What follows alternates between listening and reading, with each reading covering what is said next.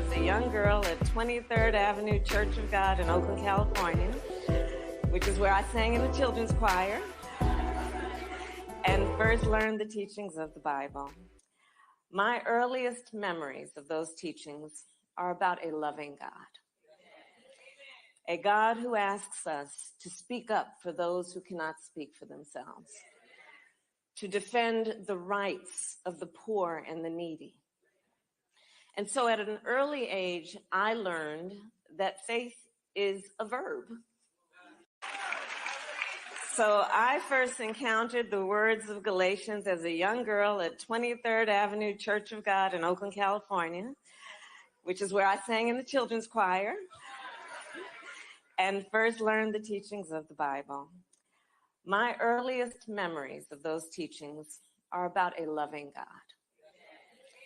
A God who asks us to speak up for those who cannot speak for themselves, to defend the rights of the poor and the needy.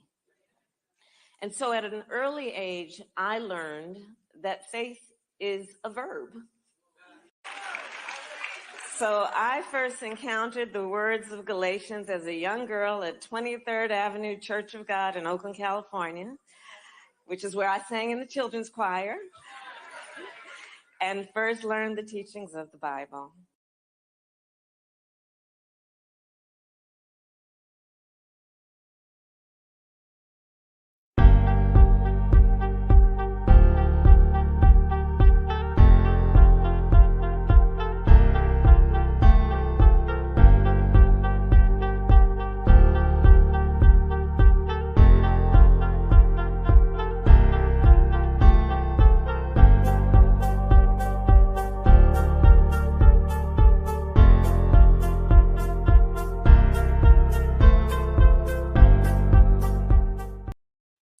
Whoever you are, wherever you are, hope you are blessed and doing safe. Ladies and gentlemen, greetings, family. Of course, I'm tuning in. You see me without the glasses off today. But if you're looking for some opportunities, particular advertisement opportunities, then look no further at the link at the bottom to my email address. You can hit me up for advertisement opportunities. We are supporting and promoting your businesses here on this channel. You can also, if you would like to donate and subscribe to our Patreon, a link is at the bottom as well. So you have multiple ways in which you can advertise with the platform by emailing me when we go on through our live stream. You also have access to premium content, those that want to see premium content that you will not find here on YouTube or Facebook or Twitter, as I am suspended probably by now. You guys can check out the Patreon at link at the bottom. But advertisement opportunities, definitely email me, gavin.grich1@gmail.com for rates. And for the Patreon, it is the same as the YouTube channel. It is channel gboot2786. All right, I'll holla. Peace.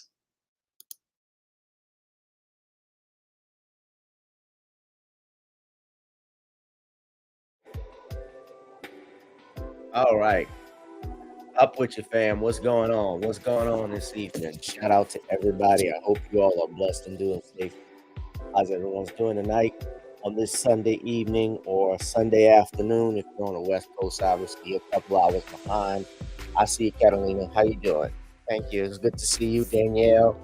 Everybody, make sure if you're not doing stuff, smash up the likes, smash up the likes, smash up the likes. Hit that notification bell, hit that like, share, and subscribe button.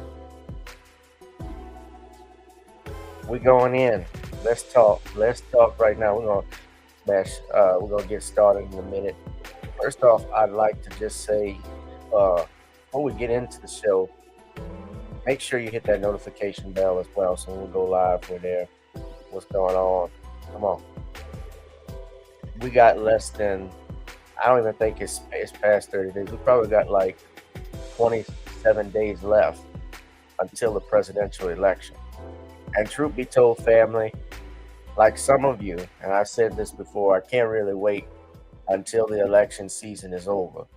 Mainly because I have seen people, and it happens every 4 years, you get people that will argue over politics, but you have people going nuts and crazy over Kamala Harris, over Donald Trump, and I'm really beyond and sick of it all. The stuff that's going on, people losing their jobs, people actually losing their families over politics, and none of these people are going to actually. I'll be honest with you. Any of them, you're probably never going to meet any of these people for the rest of your life. And are they honestly going to look out for every person? Of course not. But we're taught, at least when it comes to politics, to choose either Satan or the devil. And what's the best choice? What is the better of the two? And most people are not as lethargic, or not are very lethargic, I could say, not as enthused to voting as you can see, especially among Black people. Donald for Kamala Harris than Donald Trump. And I played that video. That was her in Oakland saying she sung in the girls' choir out in Oakland in the children's choir as a little girl. I'm just wondering if she's gonna say she actually she actually grew up with Kirk Franklin yet. Somehow she found her way to Kirk Franklin's hometown and same background on Stump in the '90s when she wasn't when she found time being a DA. Anyway, hit that like, share, and subscribe button. We're gonna get this party started. I'd like to talk first off. Y'all saw that video. Yeah, I had to play that. Today is actually Kamala Harris's husband's birthday, Doug Emhoff, and I think even as a birthday treat, Kamala Harris is actually gonna call herself Mrs. Emhoff just for one day to honor him. She doesn't call him Emhoff at all. Call herself Emhoff at all. She hasn't taken his last name, but yeah, Dwan B put that out. He said, "Happy birthday to Kamala's overseer handler, his fellow CSUN graduate, Doug Emhoff." He says, "Question: Does me graduating from the same university as Mr. Emhoff make me white since Kamala graduated from Howard makes her Black?"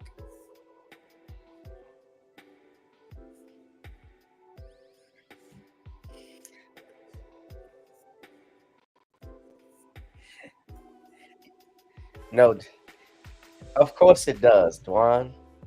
Your credit score is going up. Your bank account is getting fatter. So now you got to give me some money, nigga. Dwan thinks he's white now because he's went to CSU. Nah, he's just messing. So let's talk. Let's go into what we're going to be talking about in a minute. We're talking and addressing the former president's shut up and vote blue. Now, he didn't actually say that quote, but that is the premise of what I got, the intentions of Barack Obama as he spoke to some Black men out in Pennsylvania. He went to Pennsylvania and spoke to some Black men because the Dems are concerned about the numbers that they're seeing. You know, they do these polls, and I'm sure you've all gotten them if you're here in Louisiana or Georgia or California, wherever. They send out these text messages, the Vote Blue team, and they were trying to ask me, and I got some messages from them. I didn't respond, but they want to know who you're voting for. I've had it happen before, and like if you say you're voting for Trump, they'll kick you off the phone list. Are you seriously voting for Trump? You're really doing that? They'll cut you off. Now, let's go ahead and play the video. Everybody has probably seen this. Has made its rounds on social media because it sparked outrage to the point that even Crying News Network had to address it, and you're going to see who they got to address it. But this is part of the video, and it's going to relate to an overall message of what's going on. So this is the video. Truth is that we have not yet seen the same kinds of energy and turnout in all quarters of our neighborhoods and communities. So, Your neighborhoods and communities. Now, what neighborhood and community are you talking about, Barack? Because you certainly aren't from the hood. Barack Obama grew up in Hawaii. He was raised by his white grandmother. Both of his parents are college. His father and mother were college educated. One had a doctorate, if I'm not mistaken. His father had a degree in finance, if I'm not mistaken. I could correct me if I'm wrong. And Barack Obama also, from what I understand, he has a nice mansion up in Chicago. Now,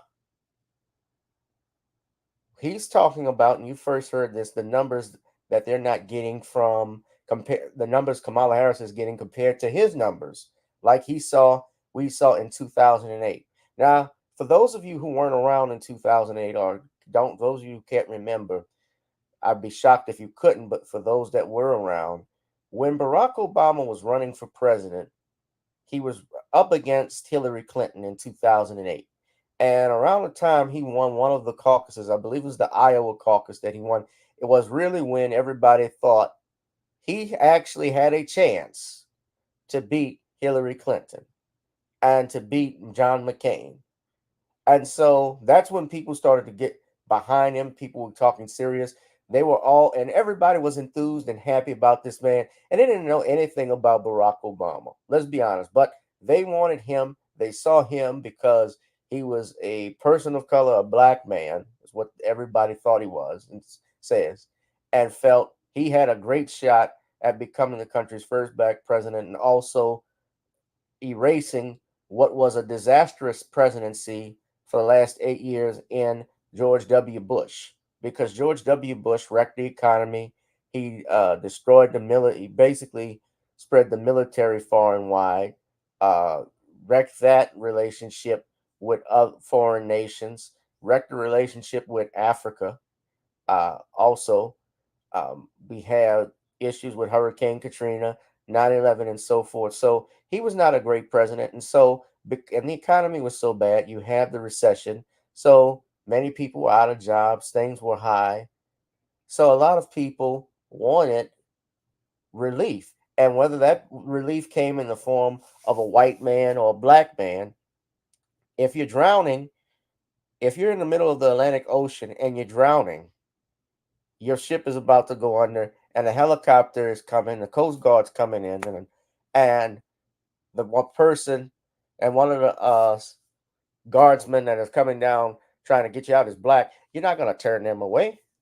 You're not going to decline his hand. So yes, a lot of, hey, they had rednecks for Obama that were going to support Barack, but people were more enthused in 2008 than they were now. And there's a very important reason behind that, in part because part of the situation for why the country is in the shape that it's in, with right now, us with inflation going on, how grocery prices have skyrocketed, is very simple.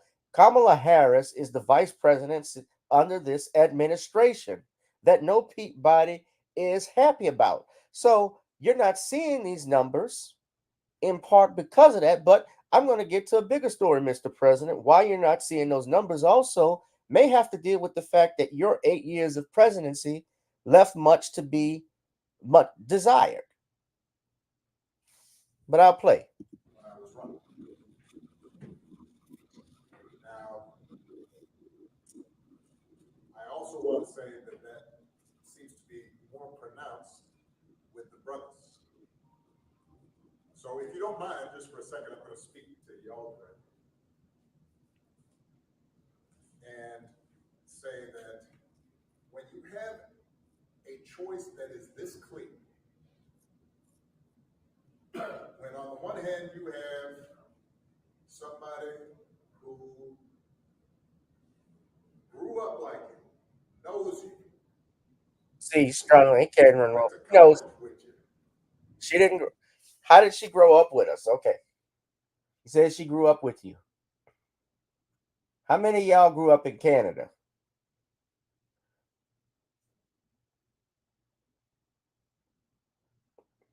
How many of you, and I know they think our fathers are absent, but just curious, how many of you didn't have a two-parent household, a two-parent household? Who grew up with just one parent?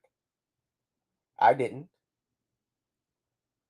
Now, I can say I went to HBCU. I went to an HBCU for law school as well. But I saw a lot of whites on the campus of Southern University at Southern University Law Center. Southern University Law Center actually is about 45% white, probably a little bit higher than that. I think it might be 47%. It is predominantly black school. But I've explained to you before how we've had white students come to Southern and what's the process for that, why that's like that.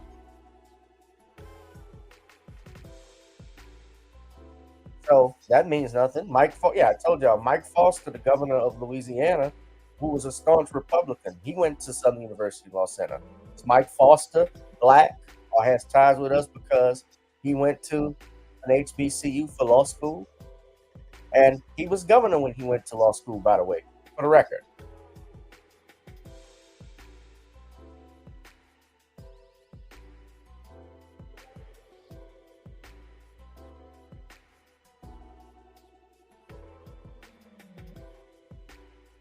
It backfired because it's obviously backfired because he's getting a lot of backlash and criticism, even on CNN. Ernestine Bird said, "Who says it backfired? Everyone knows women outvote men." Yes, and remember, Trump actually got more white women to vote for him than black women or black people. He actually increased the black vote, but he actually had more white women that supported him. They didn't care about the grab them by the cooch. What the hell are you talking about? And yes, if it's backfiring now because when you have Barack Obama speaking like this to black men, this reeks of desperation. What the hell are you talking about, Ernestine? This reeks of desperation. When have you ever seen a United States president go to a particular group? I'm going to turn the music down. Go to a particular group to shame them into voting. You think Barack Obama would do this to, hey, Asians have the lowest voters turnout. You think he's going to go into Chinatown and talk to them like this? You think he's going to go into go up to Michigan where they have the Arab gas stations and talk to them like this? Hell no. We know for a fact he wouldn't speak to the Jewish community about it. And Jewish community, the Jews are very, very small minority. I think not even 2% of the population. But they have, and this is a fact, they are very powerful. They're in very powerful positions, and they actually have a lot of money, and they're organized. That's not being anti-Semitic. That's just a fact. Let's put it this way. They're much more organized than the black community right now or other groups. So it obviously isn't working. And I'm going to show to you why it's not working in a minute. So this reeks of desperation. Now, I'm going to finish the video. I was trying to see and I was looking if there's a full video clip because I believe at some point he actually threatens, he makes the remark. Well, I'll get to that later. Let's finish this. Understands the struggles and pain and joy that comes from those experiences. He said to work harder and do more and overcome and achieves the second highest office in the land. That was given to her. Remember when Joe Biden got the nomination, black women were putting out videos. They were putting out a petition. I showed that to you. Some sisters put out a petition. They wanted a black female to be Joe Biden's running mate as vice president. So she didn't achieve the second highest position in office. It was given to her. She was out of the race in 2020 because she couldn't even carry California, her home state. She finished 5th.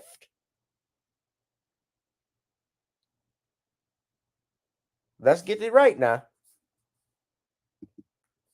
And let's be real honest. Black men are not incapable of having females or against having females in leadership positions. I know a lot of black men. Hell, I'll say this to and going back with Barack Obama, I didn't vote for Barack Obama when he ran in 2008. I voted for Cynthia McKinney. That was a black woman. That was a woman that actually fought for tangible. She supported reparations. Most importantly, she was against what was going on in Hurricane Katrina. She talked about the things, if you read her report, and I've spoken to her via email before once, but she talked about the issues, uh, especially with Katrina, what was happening with New Orleans, especially with the levees. Wink, wink. She talked about MLK's assassination. She was giving the things and hearing the things I wanted, saying the things I wanted to hear from a presidential candidate, a leader. Something that none of these candidates know very little about.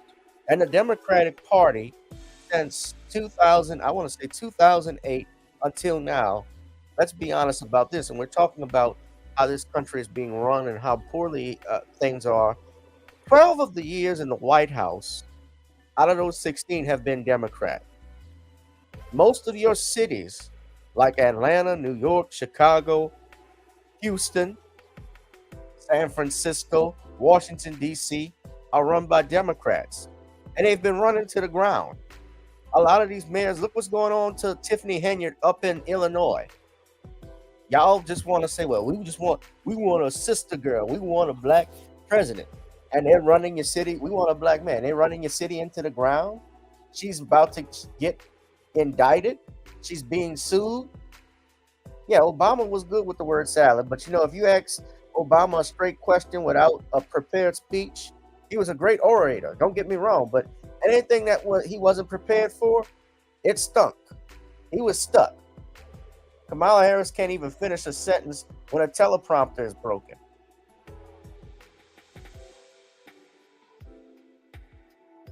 But y'all up here making excuses. These people, Democrats, especially like Ernestine, y'all got more excuses than a crackhead for how your life is screwed up. Crackheads come up with better excuses than this, man.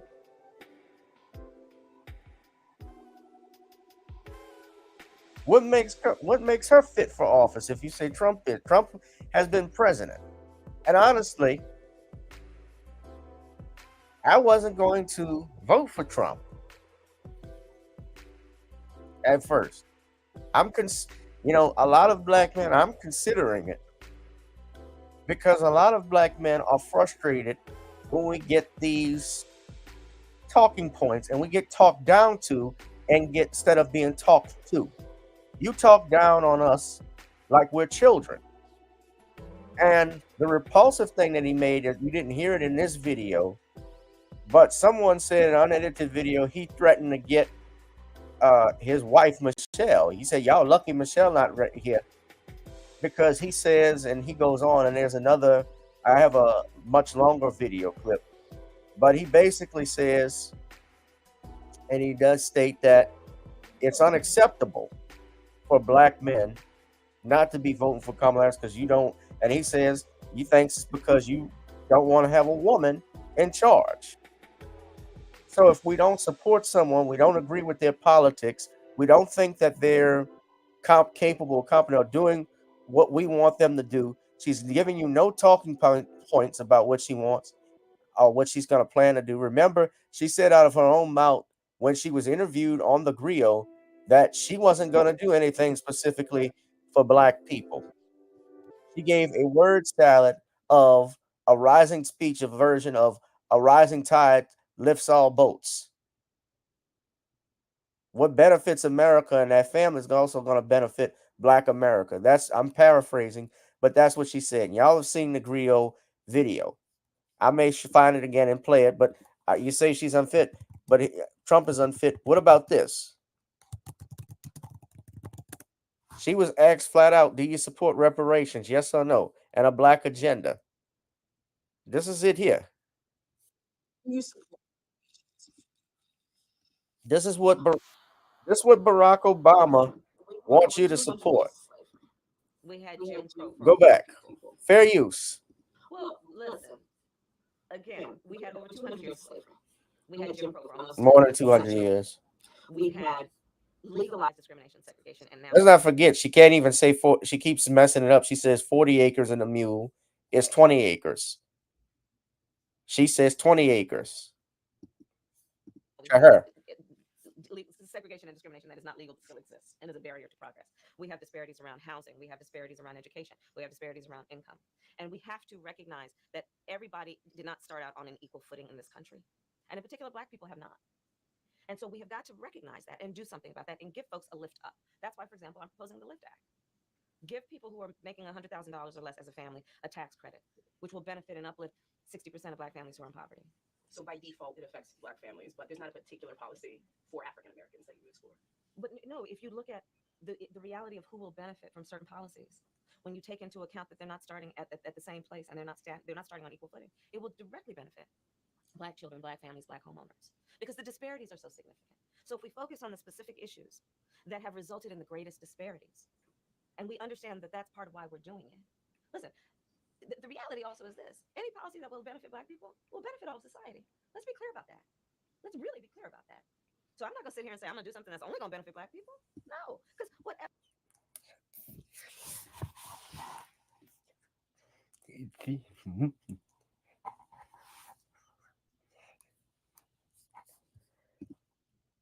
And that's what Barack Obama wants to talk to the brothers about. Well, this reeks of desperation, and it shows the Democrats are going to lose.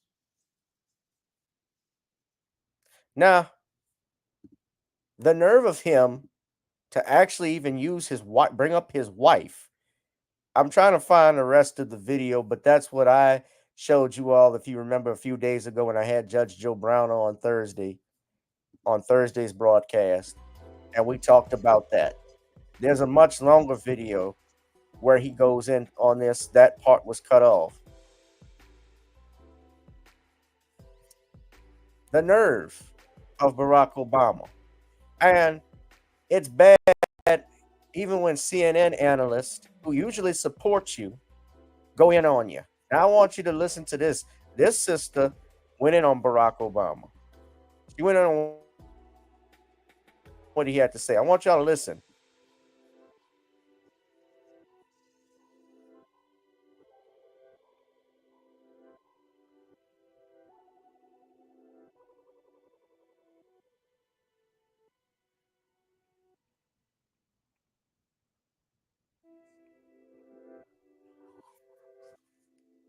Why are Black men being lectured to? Why are Black men being belittled in ways that no other voting group? Now, This is for former you, President, Ernestine. Obama, but for him to This for you, single Ernestine. out Black men is wrong. And some of the Black men that Hold I on. have talked to have their reasons why they want to vote a different way. And even if some of us may not like that, we have to respect it. So unless President Barack Obama is going to go out and lecture every other group of men from other identity groups, my message for Democrats is don't bring it here to Black men who, by and large, don't vote much differently from Black women. Correct. What Nina Turner's talking about when she says Black men don't vote that much differently than Black women.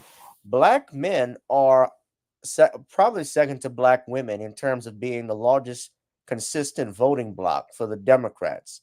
Black men traditionally, or Black people, I should say, we are conservative socially. We believe in God. We believe in family. We believe in the 10 Commandments. We're not really that keen on abortion. We're not really that keen on LGBTQ. We don't like, of course, seeing other people be mistreated, which we don't. At the same time, we also don't like it when other groups try to compare often their struggles, which are a little bit less, I would just say more trivial than our struggles. But we are liberal in many ways because, yeah, we believe in freedom. We believe people should be able to, can do what they, do what they want with consenting adults. That's their business. People can go travel where they want and so forth. However, we're also seeing now, and black men, this is for the black men, especially my age group and younger, Big Mama, because the black community is also traditionally, I want to say in the last, not traditionally, but in the last 40 years, been a matriarchal society. I think America in general is becoming more gynocentric, as what Sean James would say. Women are running the household. Grandmother is no longer here. That Big Mama that was there in the 60s and 70s and 80s and even up until the 90s, that doesn't exist anymore. And so there are a lot of men who are not keen, especially, and admit, they're not keen on certain things that were being talked to or talk to them. Yeah, if a woman talked to me like my grandmother, yes, of course I'd sit and listen. But who the hell is Michelle Obama? Who is Michelle Obama? She can talk to me. You're going to get your wife, Mr. President, the former First Lady, and say, because I don't support a candidate, and this is politics, because I don't support an agenda, someone who hasn't put forth a black agenda. You dare try to shame me and call me a misogynist because I'm not supporting her, I'm not enthused with her. And it's insulting to think that, not just for the fact that you're going only at black men, but you're leaving out the fact that black women, a lot of black women, aren't rocking with Kamala Harris like talking about it. They're not enthused with her. So what? She's a AKA. So what? She went to Howard. Most black women go to HBCUs already. They don't get along with other black women. And this person they're posting on here is not a black woman. Traditionally speaking, no. She is not a descendant of slaves. She can be an AKA. She could have gone to Howard, and I'm not knocking at HBCUs. I went to one. I'm not knocking sororities necessarily, but so what if she went to a sorority? If she joined the Divine Nine, what does that benefit? How does that benefit all of America? How does that benefit Black America that you were part of the Divine Nine? Ricky Smiley, you want her to be the first black female president, and she's an AKA, so you're an Omega Psi Phi. And on Dr. King Day, how does that help Dr. King that he's an alpha? He's dead. What did that being part of the Divine Nine and Boule do for Dr. King? How does that help Dr. Cosby? You are still a black man in America, and we have issues, and we are still being mistreated in many ways. How does that status help all of Black America? Most Black Americans didn't join a Divine Nine or a sorority or these social clubs that we have. And let's be honest, a lot of them young, and you know this as well as I do, a lot of these Negroes were bougie. They looked down on other people, on other black men. So this backfired on, and has backfired on Barack Obama. And I'm going to show you why, but he's not alone in doing this vote shaming, because they get other Negroes out here, and I don't know who this person is, but they get other people, not Raven Simone, but they get other people. I want y'all to listen to this. I don't even know who this fool is, but listen carefully. Listen to what he has to say. So I'm under the impression that some of you black men don't like the fact that another black man telling y'all who to vote for. Well, if it wasn't obvious who to vote for, we need a motherfucker to tell you guys who to vote for. Cause obviously you stupid. Obviously you don't get the picture. Obviously you too fucking weak of a man to let a woman run this fucking country. You too weak of a man that you would bend your asshole over and let a white man get full immunity, plus let a white man give police full immunity. So you too much of a pussy dude to vote for Kamala. So obviously we had to have a black man tell your dumb ass to vote for Kamala. Sir, could I also say you're bending over for have a blue dick rammed up your ass because you can't see you okay with being taken advantage of? You can't stand on your own 2 feet. Would you be comfortable if I said that? If I thought that way, sit your sit your dumb ass down. This is I'm not even gonna play the rest of the video. Just him, the way that they're speaking. These people are insane. Now, this guy, this person on TikTok, his name is it Jocks Black Man? Oh, I don't even know. That's just all to it. You need to take the fucking advice. That's not advice. When you start shaming people to get them to vote, that's not advice, asshole. You need to shut up and take. So I could. This is the shut up and dribble Negro. This is what you listen to. And look, the person who likes this stuff, who posted it, Bill Madden. This is a white man. This is what Malcolm X told you. I want to let you to listen to something because this man, obviously, this brother, and I use that term loosely, he didn't hear what Malcolm had to say. He can't remember what Malcolm X had to say when he talked about voting against your interests. Listen. Anytime you throw your weight behind of the government,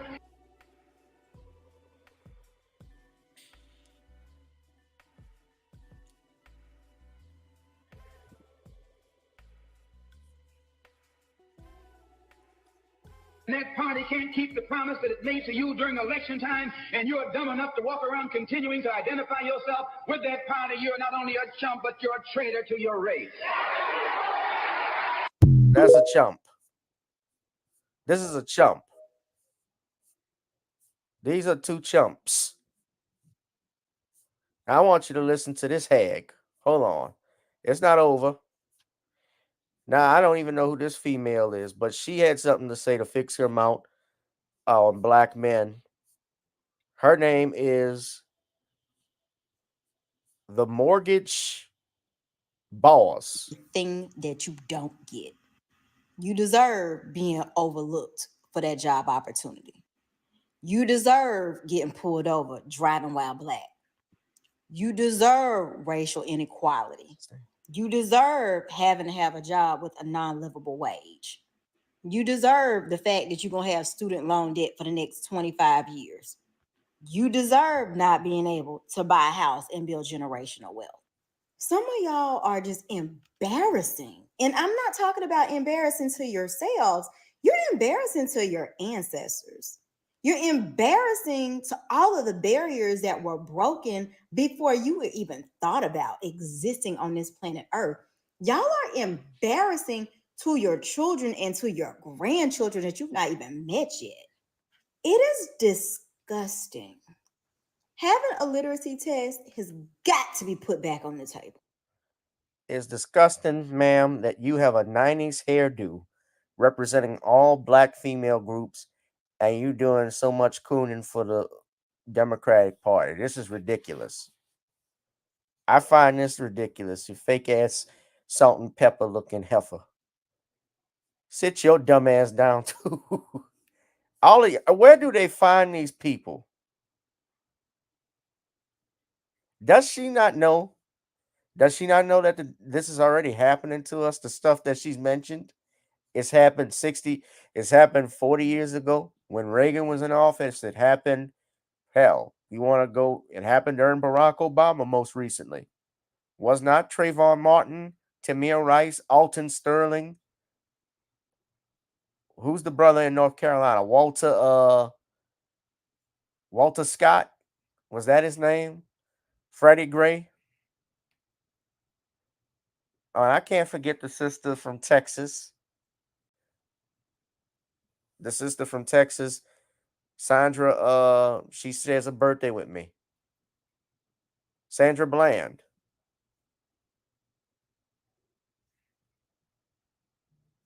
Was that not was that or what not under Barack Obama's presidency?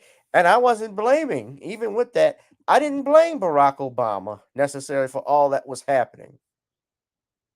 You know why I didn't? Because I know he has no control. The presidents have no necessarily control over a police department. I get that. They're more affected by local and state rules and regulations than you are federal. That's true. That is very true. However, as the president, when did he ever fix his time to say anything about how black men are not being treated fairly in this country? Only one time. I remembered when Barack Obama spoke passionately and about racism in America after the Trayvon Martin verdict. And he responded, it was like a few days after the verdict when he responded. There was a time he didn't say anything because my understanding, Michelle Obama was the one who told him he needed to speak something. He was very quiet. He fixed his mouth to say something about Caitlyn Jenner getting on the cover of Vogue magazine.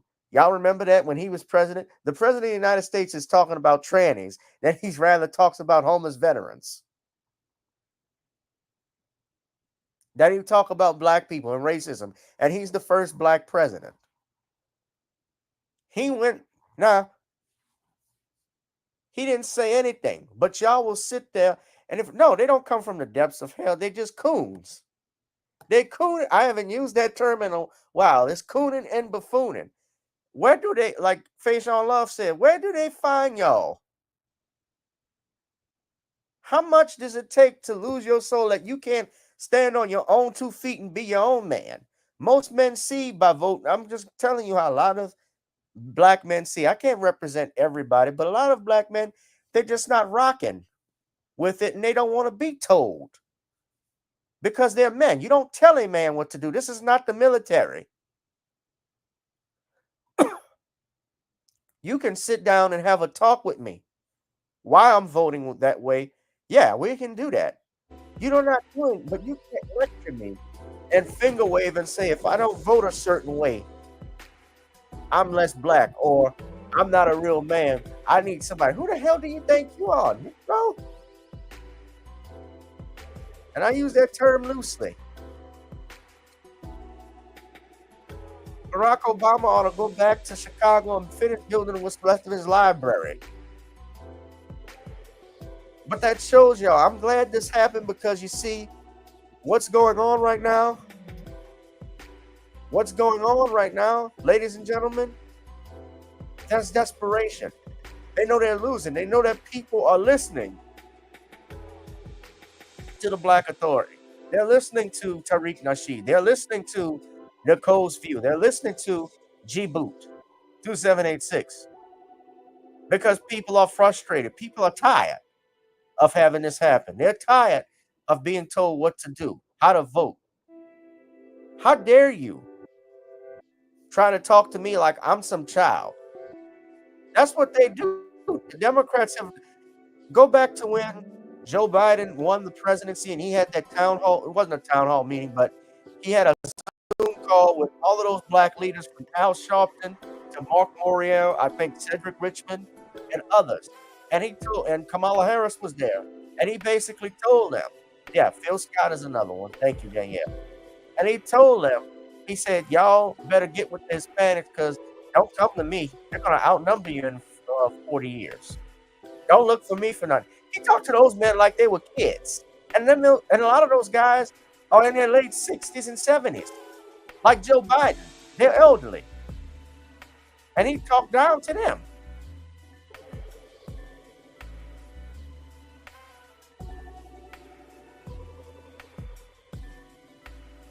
You think Barack Obama would have talked to the Asians like the way he did? How you think that would go for America's first Asian vice president? She wouldn't have liked that.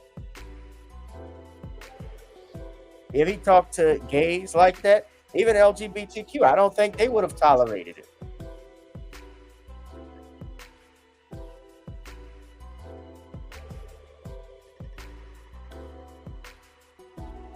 And let's get back though, if I can, to Barack Obama's presidency. Now, a lot of people shouldn't be shocked by how Barack Obama talked to black men because he's had a history of doing this and has done this before. He did this back in 2013.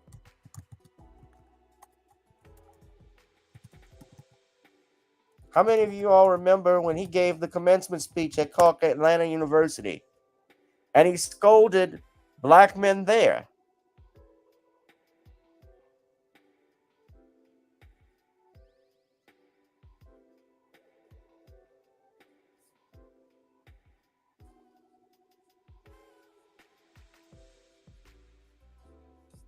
How many of y'all remember that? I don't have that speech up there, but yeah. People were going crazy when Obama won. I want y'all to look at this. Somebody put these clips up. This is how it was in 2008. I wasn't even searching for that, but yeah, I remember Southern's campus with nuts. I was in the apartment at my house when they were cheering, but yeah, everybody the next day was just excited. That's Clark Atlanta going nuts and crazy. 15 years ago.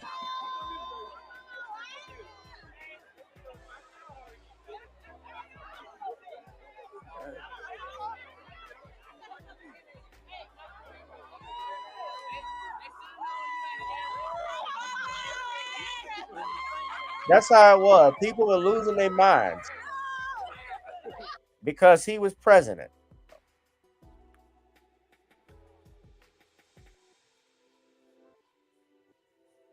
And so they got some people who have commented on this.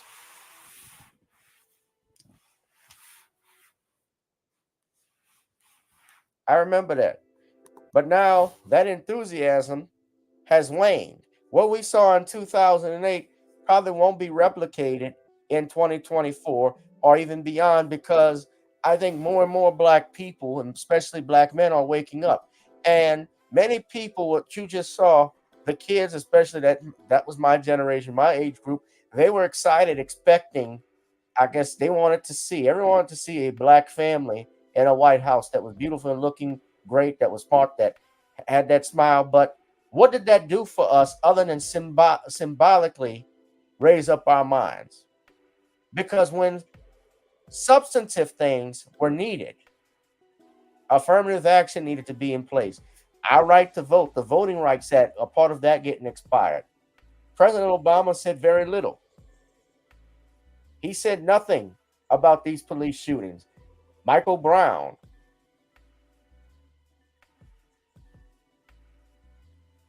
Mike Brown was one. Let's not forget, I forgot about him. I mentioned Tamir Rice. You know, Tamir Rice's mother, Sonia Rice, she's been going off on Obama, from what I've read. She said she didn't know how he slept that night. I know that Tariq Nasheed, I think, is close with her. But yeah, because Tariq actually gave money to the family and I think supported them. Yeah, Barrack was very quiet. And you had all of the major news network, black media heads, like the black figureheads. I'm talking about the Tom Joyners, the Steve Harveys, and others that went out and supported them. And he did very little. And you couldn't criticize Barack Obama. I remember Tavis Smiley lost his position on Tom Joyner Morning Show because of it. Same thing with Steve Harvey. Steve Harvey called Cornel West, and I'll never forget Kim calling Tavis Smiley Uncle Tom's because they didn't support Barack Obama because they criticized him. They treated Barack Obama like he was the second coming of Christ. That's how it was. You couldn't criticize Barack Obama for anything whatsoever. He could have wiped his ass wrong. And if you said his hands smelled like shit, they were going to come at you. That's how bad it was.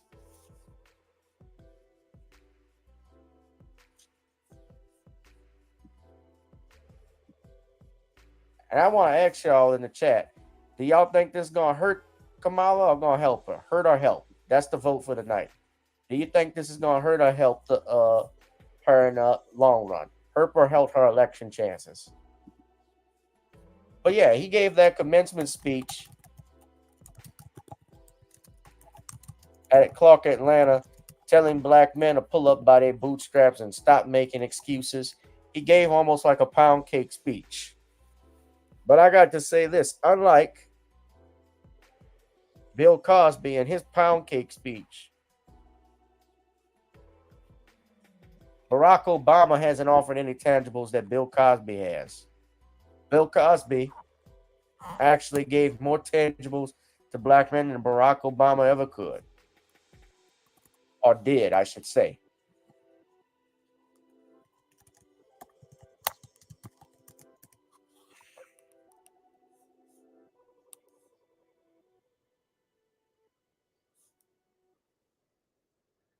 He praised black women and puts down black men. This is his MO. So should we not be surprised, especially when someone who is raised by a white grandmother, who he acknowledged was racist, is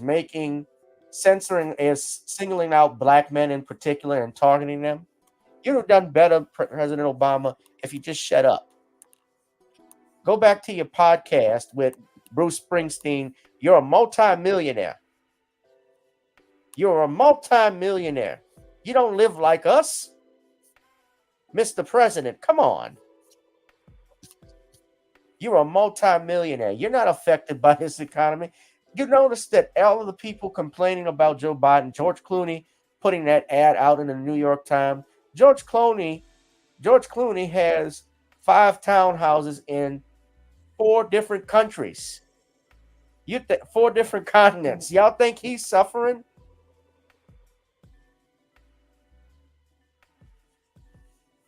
He's got villas in Italy, in France, and a house in Mexico, a couple of homes in California. Y'all think he's going to be suffering in this if Donald Trump is elected? If he gets elected, he could just move.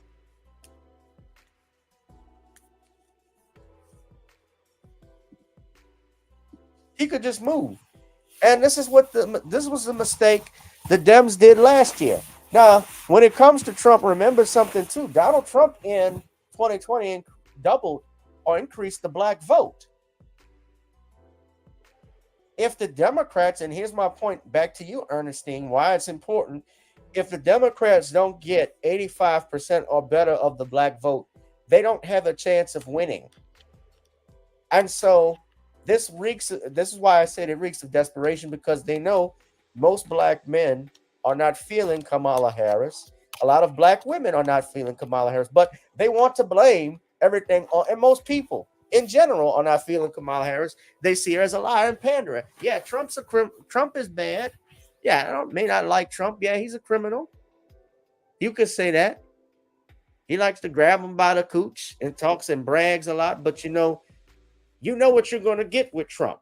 And many people prefer somebody who is loud, bigoted, and open, and you can see them versus a snake hiding in the grass that's about to strike that you can't see.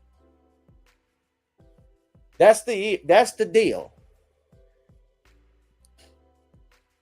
This woman, I've seen her though and read and seen her record. It's not good. She's going to be worse. If she gets in, she's going to be 10 times worse than what Barack Obama did. And let's not forget, Barack Obama signed Blue Lives Matter into law. He signed federal bills. So I can't say, so I'm going to correct myself when I said I know he couldn't do anything about the police. Of course he could do some things. He could have done some stuff. He could have looked at trying to see about the feds passing bills, the Congress passing bills to limit funding if he wanted to. We're hearing Trump talk about qualified immunity. I want to speak on that too. When it talks about immunity, first of all, most police officers already have what's called qualified immunity. When an officer gets sued, he doesn't necessarily get sued in his individual capacity unless he does something outside of it. But he gets sued because if he gets sued as the officer, that means the city of that city or town that he's likely is employed with as well as his police department and his police chief and so forth, they get sued as well. So he has immunity already. And the Supreme Court has already talked about, especially when they've had these police shootings with fleeing felons, have already held in some instances about holding police officers not accountable unless they're actually charged with a crime.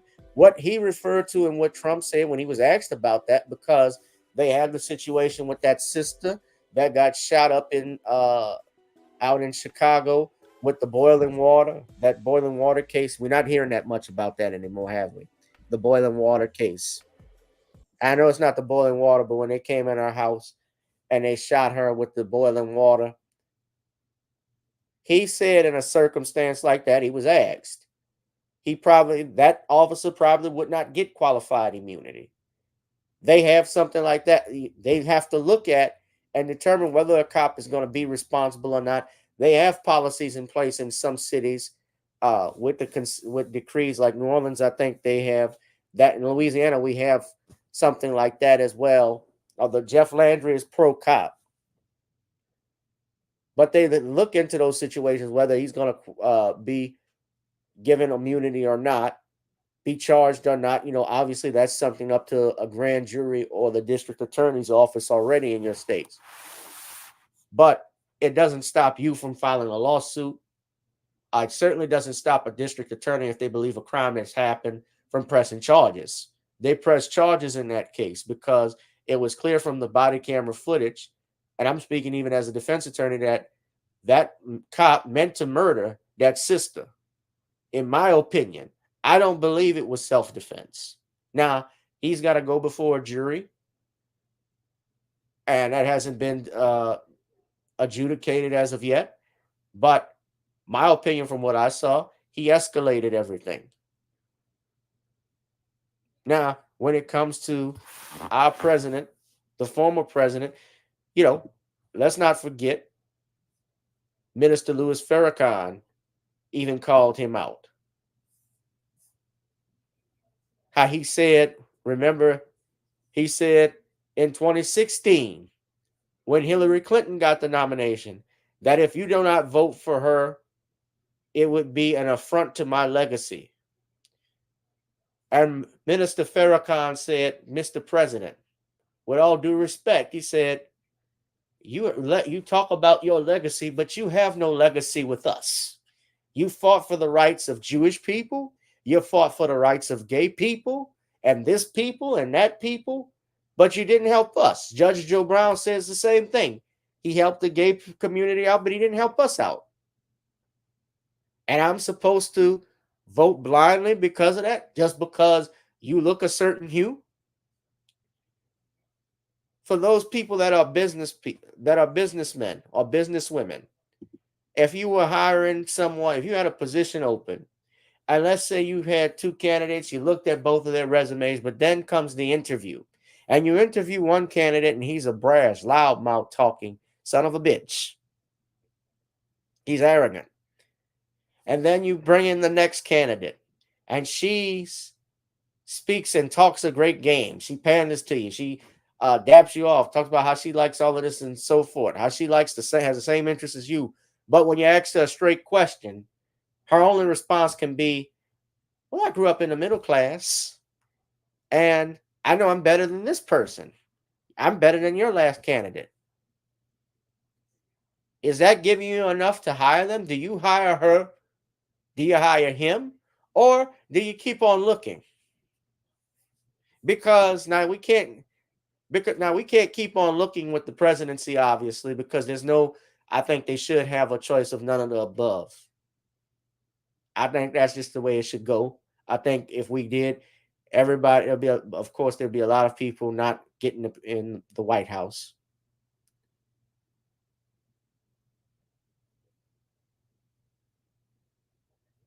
But Barack Obama fought for all of these groups of people.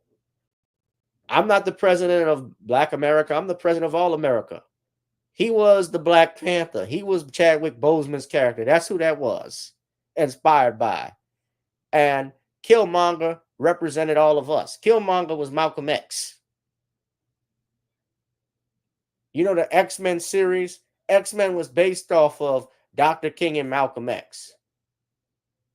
Magneto was Malcolm X and Charles Xavier was Dr. King. The pacifist versus the militant.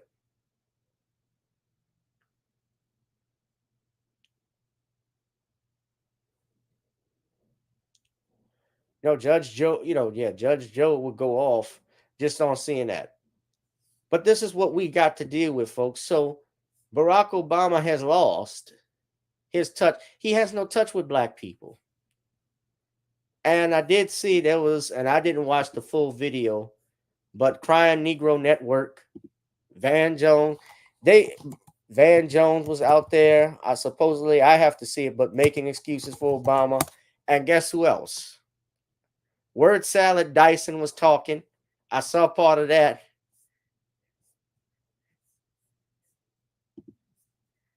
But I'm looking here.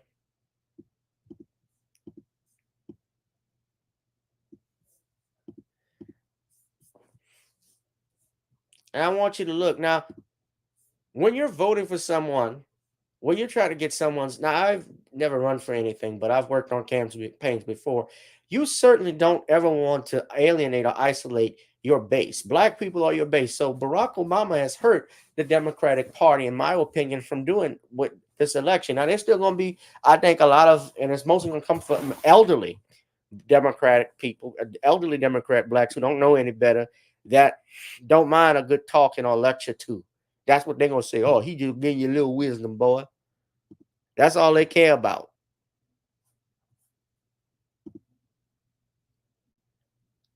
But I look at it different, but I don't see it that way.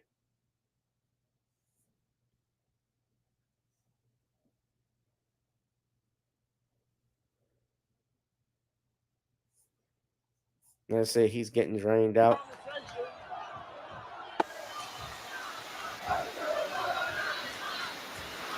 Hold on.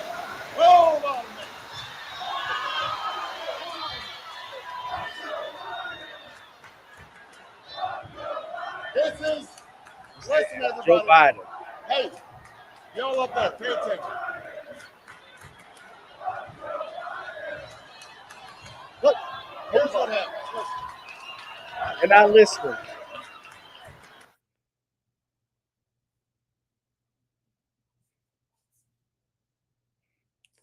I haven't seen Byron Daniels.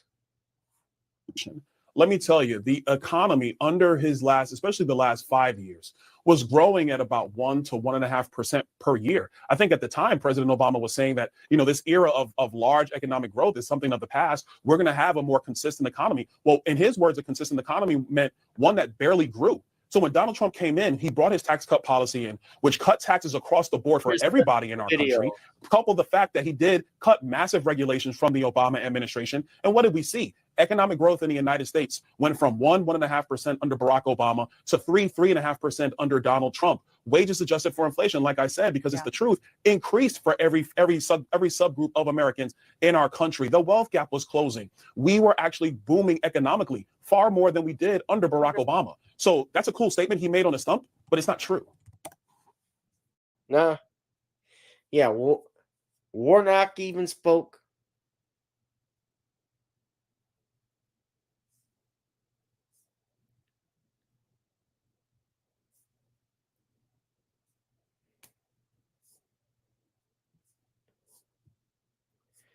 They're talking about Roland Martin debunks black Obama blackmail voter. You damn fool. I don't even know what he's going to say.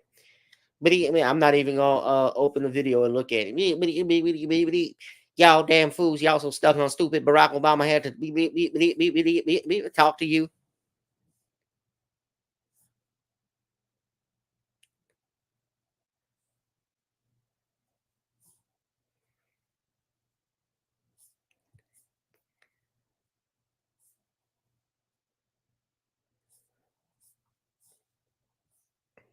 So, yeah.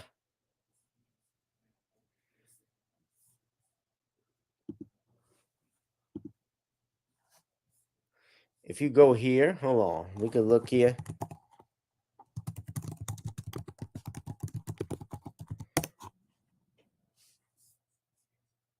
they say the Washington Post put this out. Now, this is the Washington Post saying Barack Obama's tough love for black men I hate this. Isn't helping Kamala Harris. It's not. Paul Butler called him the scolder in chief of black men. Insulting black men is a bizarre way to try to win their votes. It is insulting. According to a recent New York poll, he cited the New York Times poll, 70% of black men plan to vote for Harris. It is true that Obama won an even higher percentage of their vote, but so did Hillary Clinton. Right. That's correct.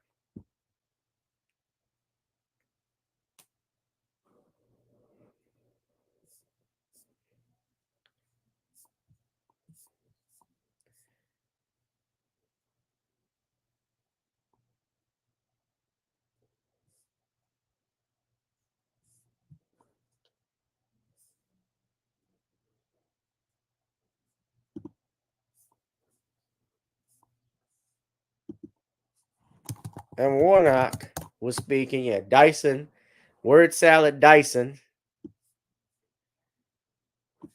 spoke as well. Hold on.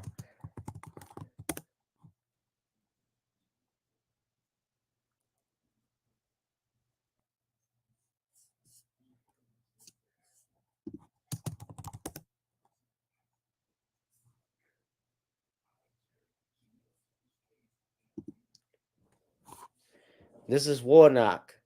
I can't find the one with Michael Eric Dyson. But Warnock says Barack Obama wasn't talking to all black men, just those sitting on the sidelines. BS. Should y'all believe him?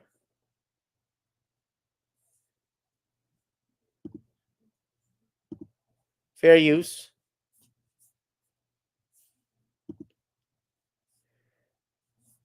CNN's own videos, even CNN's videos don't work.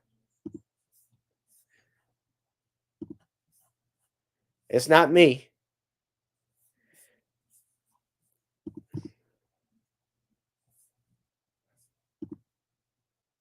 So listen to the playback.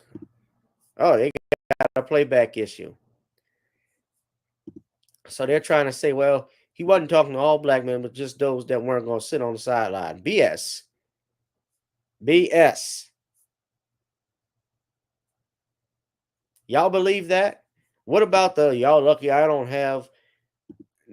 That's not accurate because remember, if we go back and listen to what he was saying, he didn't say sit on the sidelines. He was talking to those that were considering voting for Trump. He said if you're not voting for her, he considered it misogynistic. Makes me want to think, well, if you're not going to vote for her, it makes me think that you're you're misogynist because you don't want a woman to lead. You don't want a woman to be president. Man, I love black. Now look how Trump talks. I love them. Now, am I falling for this? You're thinking No, he's about kind of. Man, I love black men. I love them. Of course I not. love I them. love black men. I have gone through the roof with black men.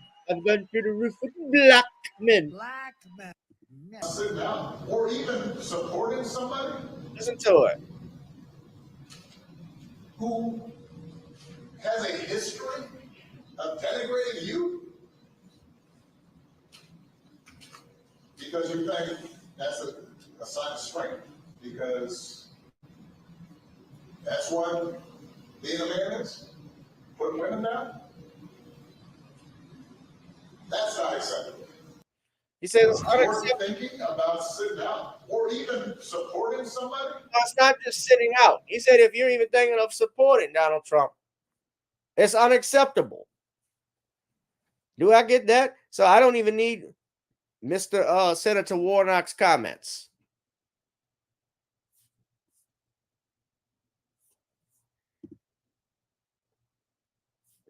This is how little they think of you, black man.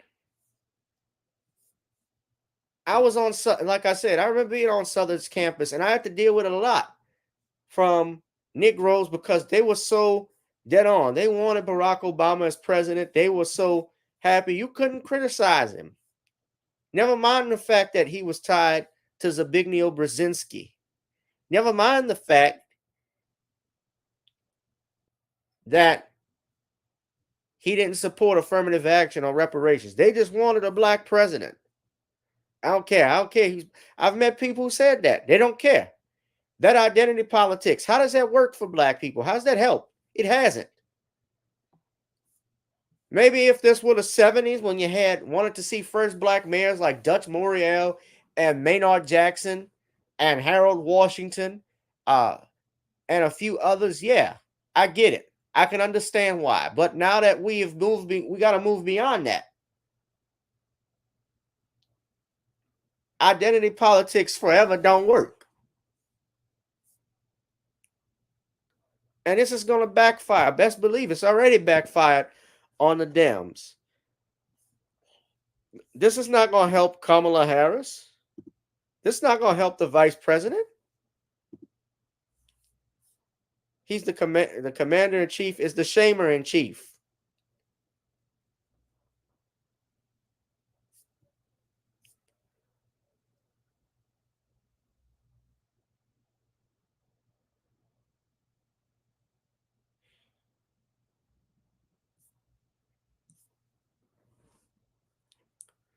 Yeah, he played when Mother Emanuel happened. I remember when he was playing on black people's emotions, singing Amazing Grace. Yeah, I remember that.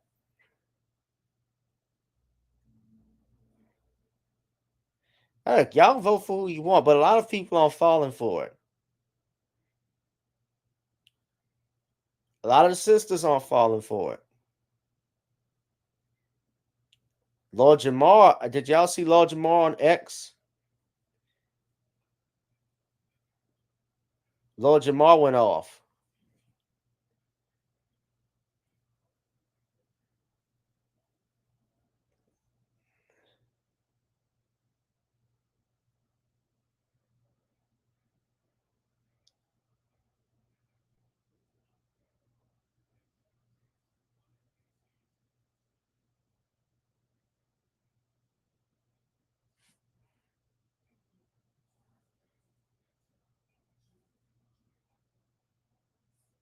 Lord Jamar was going off on him. Shout out to Sabby Sabs, by the way, if you follow her. Good evening, AJ07. But y'all, I'm gonna wrap this up in a minute. But yeah, that's the poll numbers here. They're showing. I think this is from NPR. Sabby Sabs has this up. So the estimates are presidential support among black voters: in 2016, 92%. In 2020, you had 90%, and in 2024, 78%. So it is a drop. But black men are being scapegoated. We're being the scapegoats for their failure.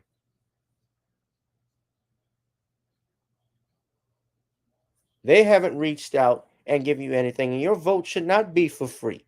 You should not vote because of history or because you're scared of a racist president or this. You live in a racist country. You go to work probably dealing with a racist boss. You don't stop working.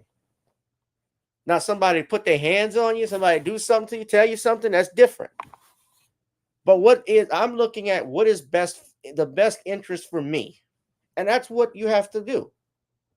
Some men want to see masculinity restored. Masculinity has been under attack. And the Biden-Harris administration have a problem with that.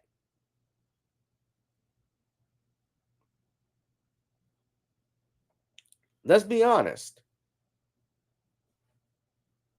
Don't know, first of all, and people that are successful, you know how many failures they've had in order to be successful? Hold on. Like all your failures. I want to share this. This is courtesy of.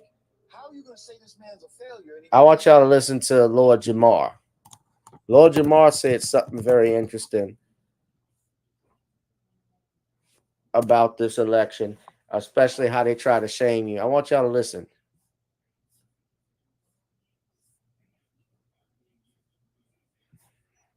Shout out to the Art of Dialogue, fair use.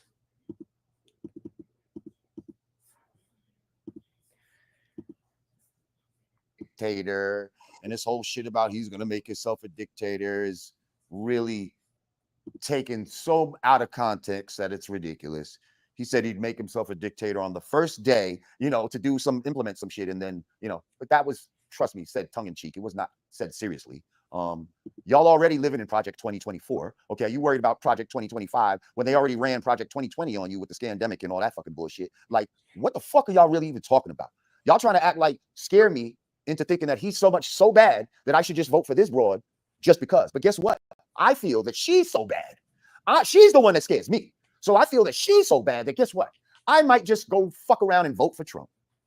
And this is my first time saying this out loud. But y'all motherfuckers think you're going to shame somebody or bully a nigga into voting for this bitch? Absolutely not. Absolutely not. And now you're going to make me be Mr. Anti. You keep coming at me with this bullshit. You keep coming at me talking about, oh, it's a shame that you're not supporting a black woman. She's not black. She's Indian. She ain't black. Fuck out of here. Yeah, listen, I don't give a fuck. Trust me, the sentiment on the street in the real world is a lot of people are not fucking with this woman. They see right through her, and they're trying to blame it on black men, but no, I see a lot of black women that are not fucking with her neither. Okay? Right. They're trying to blame us. We're going to be the scapegoats when Kamala loses. It's going to be like what happened with Stacey Abrams. Y'all remember when Stacey Abrams lost and they tried to blame black men for Stacey Abrams losing the governor's race? This was Stacey Abrams' second time. Stacey Abrams was not a great candidate, guys. And they tried to blame black men.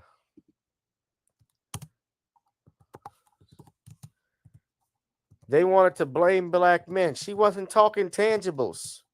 They never do.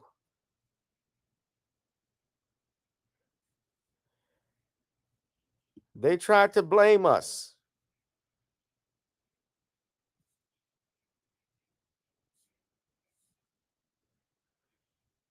And this person wrote an interesting article, said, no, Stacey Abrams is not losing because of misinformation aimed at black men.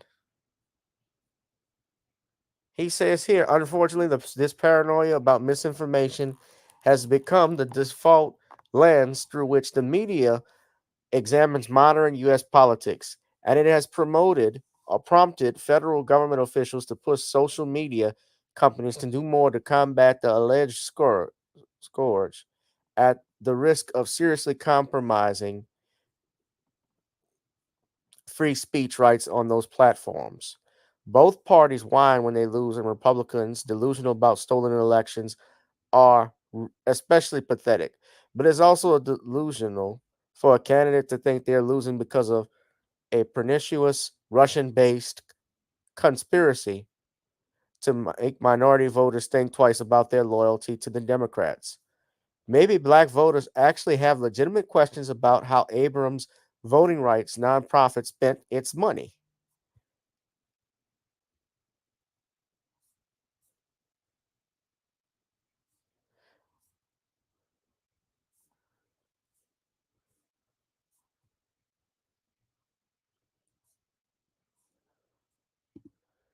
And you see here they're talking about the push by the government to end misinformation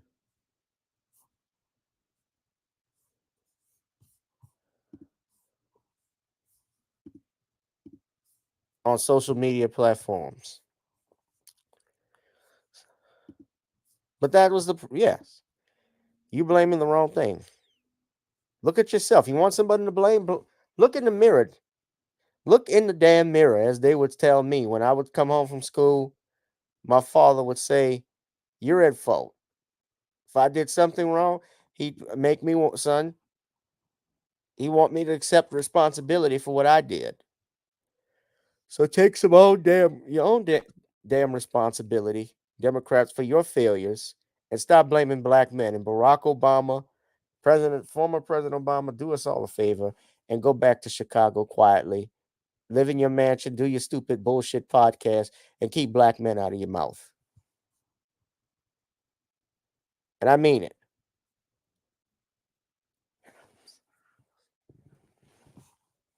But that's all I got to say, guys. So I'm gonna put this music back on. I like hearing it. Y'all be blessed and be safe. We're gonna get up out of here. I was talking with my music off. Shout out to the chat.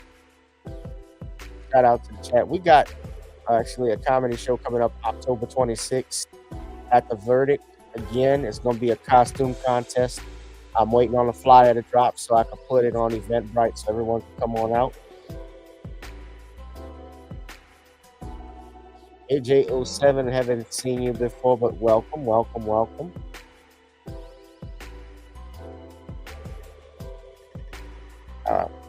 Thank you, Danielle. Thank you, everyone. Oh, else we got in the news too. I saw Wanda Smith from that out in Atlanta. Wanda Smith is a comedian who got fired actually a couple of years ago. She got roasted by Cat Williams on his show when she tried to ambush him. She passed away earlier today. I don't know from what the cause was. Yeah, but she was a radio personality up there. Was it with Frank Skis?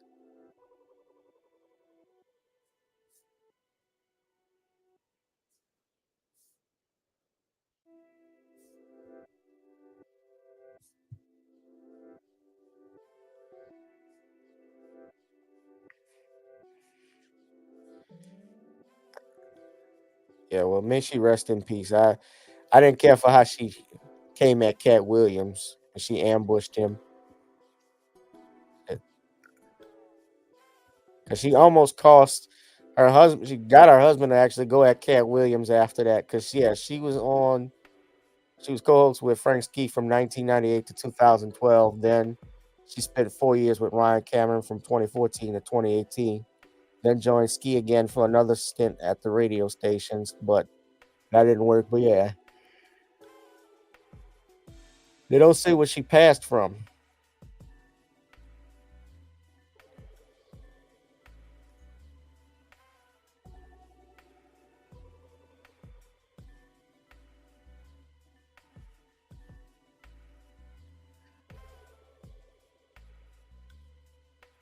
Yeah, she had appeared in a couple of Tyler Perry movies. Yeah.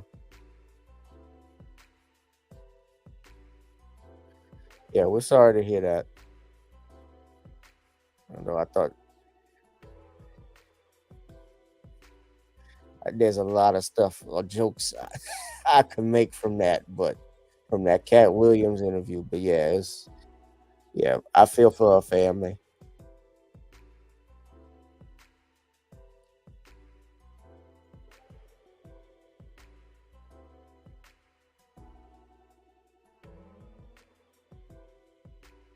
All right.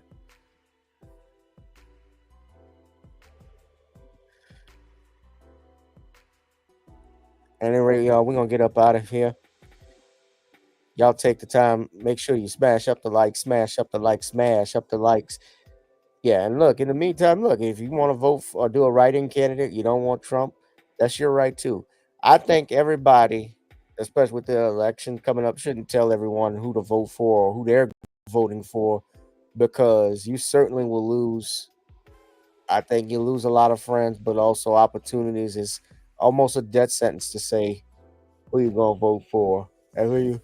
It's gonna affect everybody, but it's really nobody's business, you know. And I think it should stay that way. You know, they said at the dinner table, never talk about religion, race, or politics because people get upset, and it don't take much. But guys, I'm gonna get up out of here. But y'all be safe and be blessed. I'll see y'all in the next one. Peace out.